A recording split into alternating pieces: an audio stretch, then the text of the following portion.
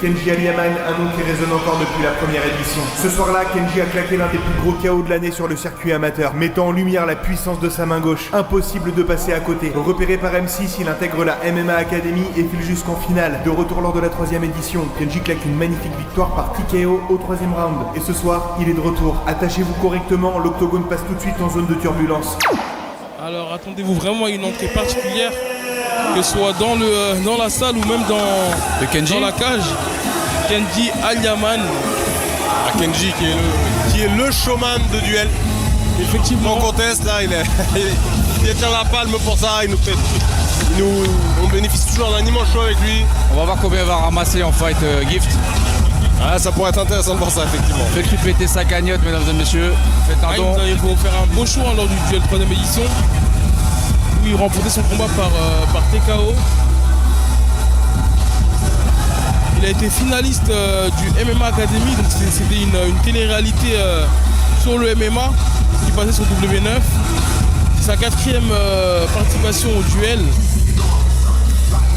C'est un combattant très explosif, avec un très très beau pied-point.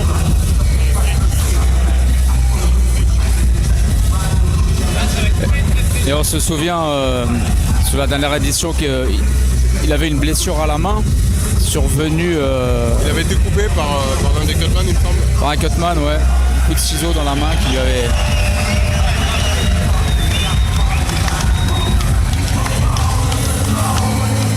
L'entrée, comme tu disais, Boule.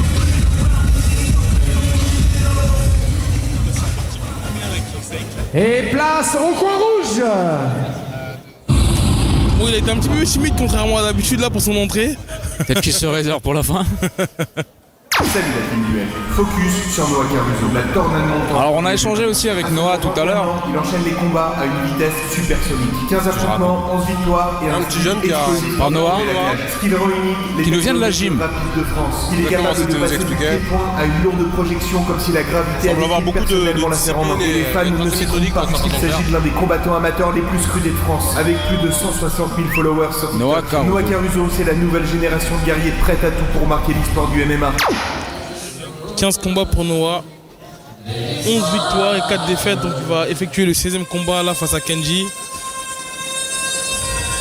Un combattant avec une bonne base de lutte, des gros overhand. Donc on aura peut-être droit à une sorte de style d'opposition ce soir. Kenji qui vient de recevoir un très gros gift à la fight zone avec 20 fight gift, un comptant après le combat.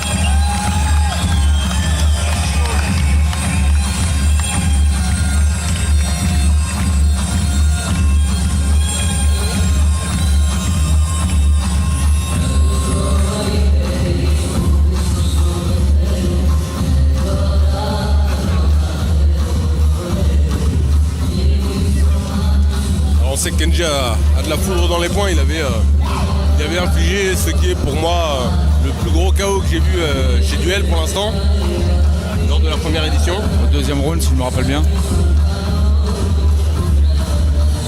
Et t'avais échangé je crois avec... que c'était en tout début de premier round. On va vérifier ça tout de suite pour pas dire de bêtises.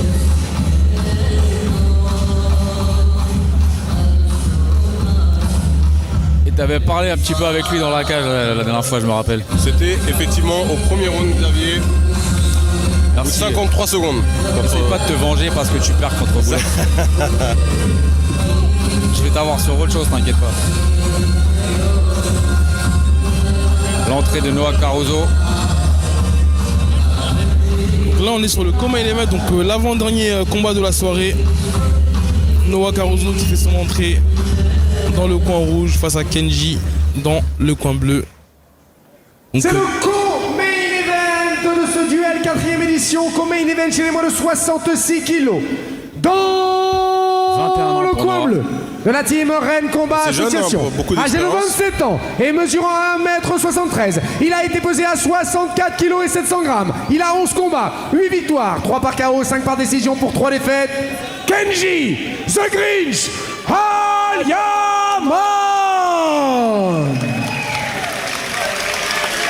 Son adversaire dans le coin rouge, lui nous vient de la team FMC. 27 ans, 1m73, accusant 65 kg 700 sur la balance. 15 combats, 11 victoires, 5 par soumission et 6 par décision pour 4 défaites. Noah Kaouza. 3 reprises de 3 minutes, arbitre de ce combat, monsieur Luc Hernandez. Ne clignez pas des yeux. On est sur deux combattants expérimentés, très techniques, qui ont déjà combattu à plusieurs reprises chez Duel. Donc là, leur affrontement, c'était un peu une suite logique. Allez, c'est parti pour ce première reprise. Kenji, coin bleu. On va dans ce check et c'est parti. En mode super fight. Beaucoup de tension dans cette cage. Kenji qui chambre un peu son adversaire. Alors on le sait, ça va avec son côté showman, hein, il est chambreur. Il essaie de rentrer dans la tête de son adversaire. Mais attention, parce que Noah n'est pas venu faire de la figuration. Effectivement, il est chambreur, Kenji, mais très méthodique. Hein. J'ai longuement échangé avec lui depuis son dernier combat. Et c'est quelqu'un qui s'intéresse vraiment au MMA, qui est très très curieux, qui a soif d'apprendre.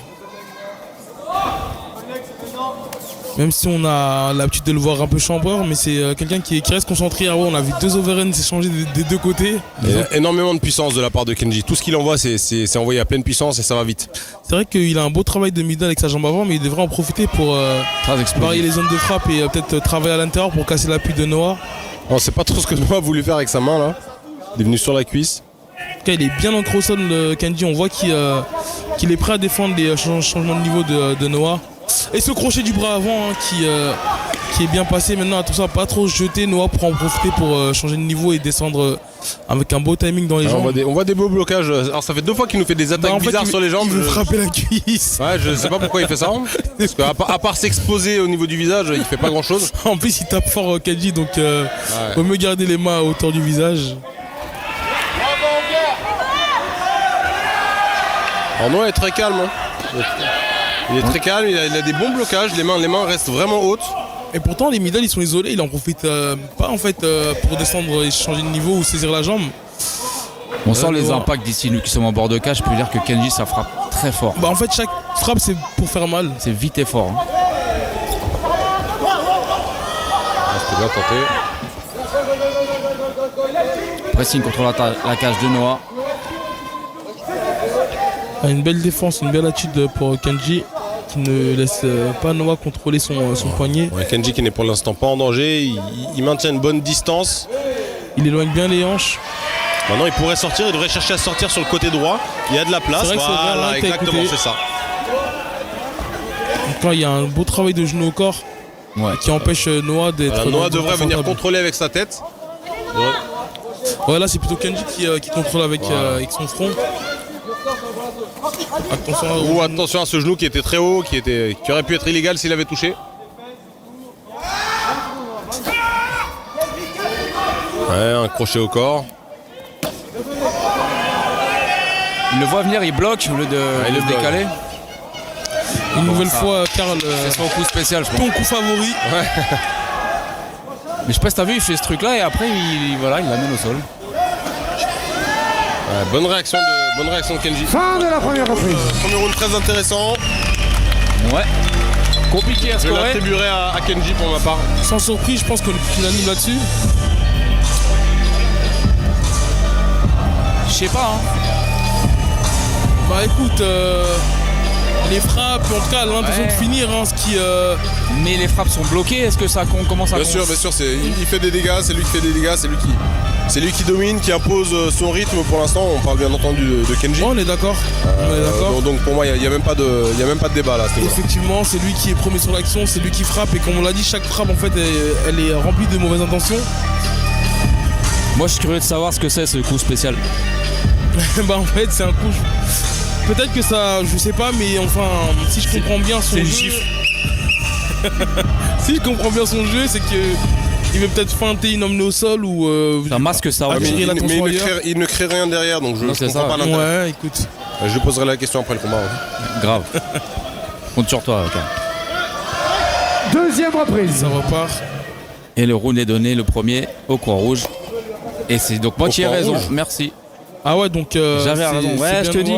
Qui prend le. Parce que contre la cage, il lui a mis plein de coups de genoux quand même dans les jambes. Hein. Et il a fait du dégât. Hein. Comment je viens de vous éliminer les deux d'un coup là. Alors Xav, merci. Xav n'a pas l'habitude de la victoire, c'est pour ça qu'il fanfaronne beaucoup. Non, parce que tu tailles trop et voilà. Moi je suis assez surpris. Moi non. Mais tu sais, je t'ai dit, avec l'évolution des règles, des fois je même plus mouillé limite. C'est pour ça, je te dis, les frappes de. Regarde, cette amenée au sol, elle est limpide. Les frappes de Kenji, même si elles sont fortes, elles sont toutes bloquées. Et pour rappel, une emmenée au sol sans dégâts, c'est 0 points.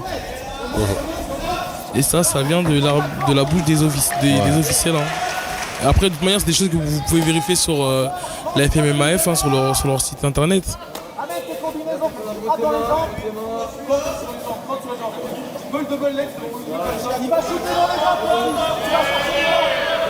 Alors Kenji qui chambre, mais Noah a raison de ne pas rentrer dans son rythme. Ah, il reste dans son jeu. Hein. Il reste dans son jeu, c'est bien ce qu'il fait.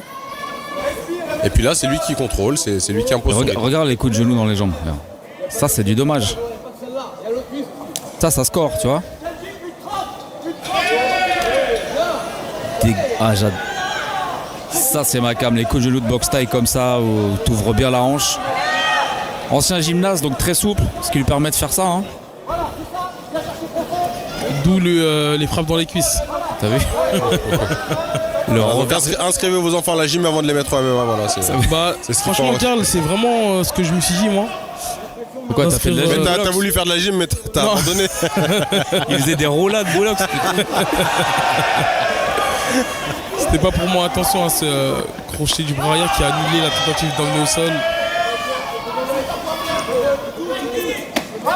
Ouais, et alors ce qui manque à Noah, c'est il ne remet jamais, il bloque mais il ne remet pas derrière. Ça, faut bloquer, renvoyer un gros bras arrière et faire bouche. Il a des beaux middle, mais pas de préparation d'attaque. Ça fait qu'en fait, il reste gainé. Ouais, Noah, il bloque les frappes. Quand on en prend une dizaine comme ça dans les bras, ça fait mal. C'est vrai. C'est dur d'envoyer les bras. Ça résonne dans le corps. Hein. Après, il reste même vulnérable déjà de se les faire saisir vu qu'il les masque pas, Kenji.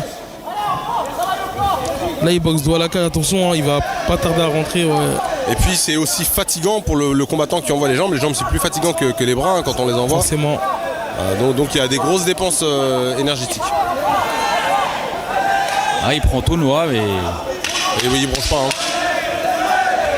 Il a entendu les 10 secondes, il a tout de suite réduit l'espace pour regagner les derniers points.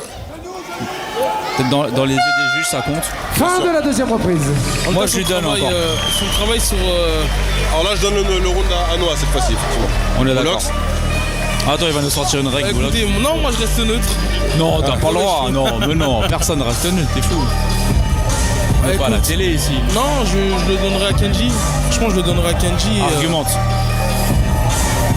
Tout simplement en fait sur l'intention de finir, sur l'intention de faire mal. Donc si j'ai bien compris, en fait, plus on a l'intention de finir, plus on met des frappes significatives, plus on marque des points. Et c'est ce qui se passe hein, pour Kenji. Et, le seul moment où en tout cas Noah il score les dégâts, c'est contre la cage avec les genoux dans les cuisses. Et ben ouais, mais si ça fait le taf, ça fait le taf. Non, mais ses amenés au sol derrière sont... Il a un gros temps de cage control et il est actif. Mais attendez, sachez que les amenés au sol sans dégâts, ça prend 0. Ça mais s'il a fait des dégâts avant. En tout cas, une amenée au sol sans dégâts derrière, ça ne fait pas de points. Maintenant, après, le travail de cage control, c'est autre chose. Alors, le verdict. Troisième et dernière reprise. Bon, on est raccord. Ok, donc on a deux rounds pour... Donc là... ce qui veut dire qu'il est impératif pour Kenji Aleman de chercher le finish. Ouais. Ça fonctionne pas, il est en ligne, il frappe, ça fonctionne pas. Et puis Noah a compris ce qui se passait depuis maintenant. Attention à Kenji de ne pas accepter de reculer et de boxer avec la cage dans le dos. Et puis on voit que les deux ont encore de la foudre dans les poings. Vraiment, ouais. Il y a les deux crochets qui ont été envoyés, ils étaient à pleine puissance, un uppercut qui touche. Peut-être tu parlais d'incertitude, il n'y a rien qui vient masquer ses middle, hein, même s'il frappe. Ouais, c'est... Malheureusement, il lui laisse vraiment l'opportunité de lutter, Kenji, hein, en envoyant les jambes isolées.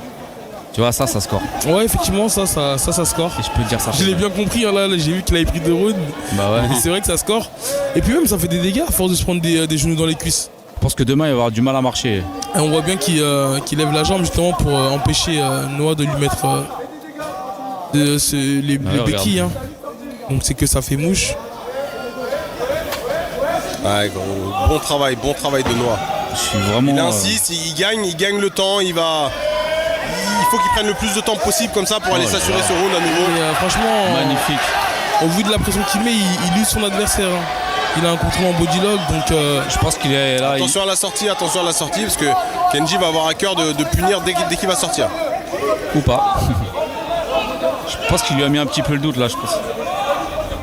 Après c'est dommage, hein. Kenji il a un très très beau pied-point, mais il varie pas assez les zones de frappe. L'anglaise elle est ciblée.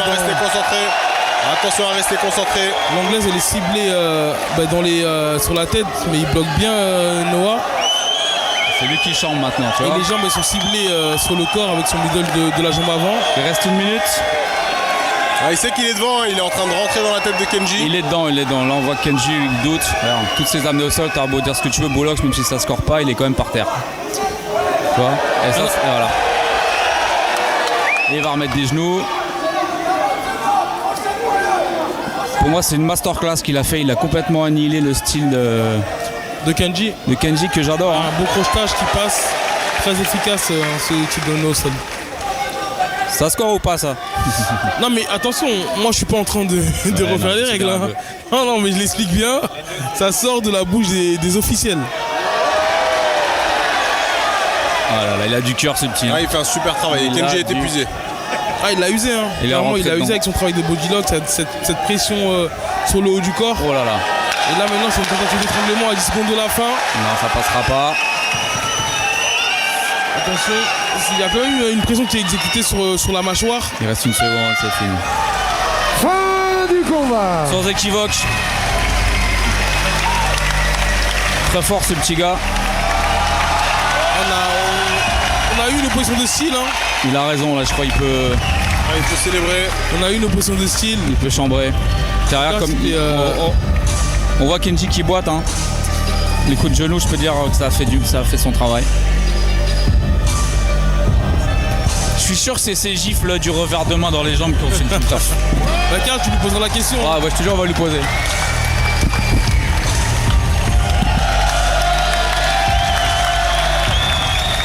Donc victoire de Noah.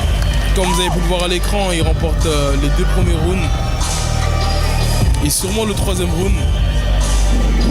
Donc on aura la réaction du vainqueur et la décision dans quelques secondes.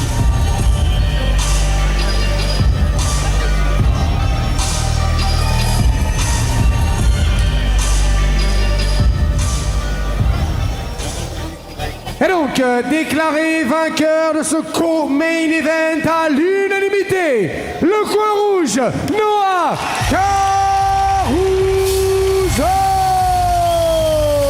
Donc, sans surprise, victoire de Noah Caruso. En tout cas, c'était un beau combat. Hein. Et comme on dit, pour faire un beau combat, il faut être 2. Donc, félicitations à Kenji qui n'a pas démérité. Noah a clairement installé sa lutte. A clairement installé son jeu, s'est imposé dans cette cage et félicitations à lui.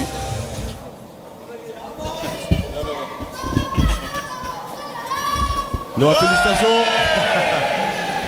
Très très belle victoire, un combat mené de façon très intelligente, une victoire vraiment assurée à la perfection, un combat très bien construit. On sait que tu as une fin de préparation difficile, tu veux nous en dire plus? Moi c'est dur, ça fait 6 mois que j'ai pas combattu. J'ai fait fracture métacarpe, double fracture à la main. J'ai eu un gros problème au cervical. Je me blesse toujours aux entraînements à cause de ma lutte. Et là j'avais un staphylocoque 5 jours avant l'événement. J'ai fait mon cutting sous antibio. Un peu d'applaudissements s'il vous plaît.